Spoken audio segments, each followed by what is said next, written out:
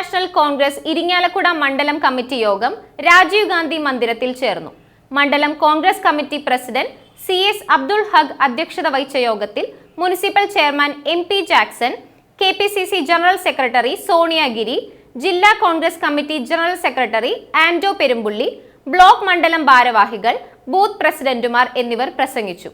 BJPയിൽ നിന്നും തിരിച്ചുവന്ന മുഹമ്മദ് ഷിയാസ് അടക്കമുള്ള പ്രവർത്തകരെ municipal chairman MP Jackson shawl അണിയിച്ച് അംഗത്വം നൽകി.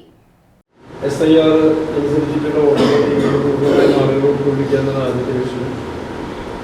രണ്ടാമത് നമ്മുടെ 2019 വരെ കോൺഗ്രസിൽ സജീവമായിട്ടുണ്ടായിരുന്നത് പിന്നീട് യുവമോർച്ചയുടെ നിയോജക പ്രസിഡന്റായി പാർട്ടി വിട്ടുപോയ ഷിയാസ് പാളയംകോട്ട് കോൺഗ്രസ് പാർട്ടിയിൽ തിരിച്ചു വരുന്നതിൻ്റെ അദ്ദേഹത്തിനെ സ്വീകരിച്ച് കോൺഗ്രസിൻ്റെ അംഗത്വം അദ്ദേഹത്തിന് കൊടുക്കുക എന്നുള്ള രണ്ടാമത്തെ നമ്മളെ നിർവഹിക്കാനുള്ള ചുമതല.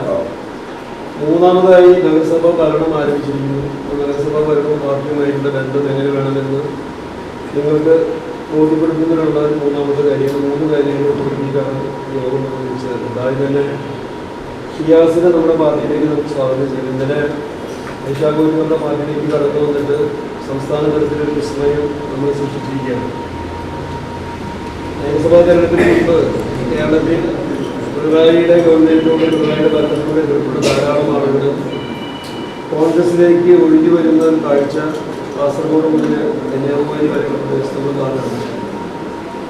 ഷിയാസ് കുറച്ച് കാലമായിട്ട് BJPയുമായിട്ട് ചുറ്റുനിന്ന് അവിടെ പ്രവർത്തിക്കാൻ കഴിയാത്ത സാഹചര്യം കൊണ്ട് തിരിച്ചറിഞ്ഞിട്ടാണ് നമ്മുടെ പാർട്ടിയുമായിട്ട് സഹകരിച്ച് പ്രവർത്തിക്കാനായിട്ട് തയ്യാറായി വന്നത്. നമ്മൾ ഷിയാസിനെ പാർട്ടിയിലേക്ക് നമ്മൾ സ്വാഗതം ചെയ്യാനും ഷിയാസിനോടൊപ്പം നല്ല സഹപ്രവർത്തകരുണ്ട്.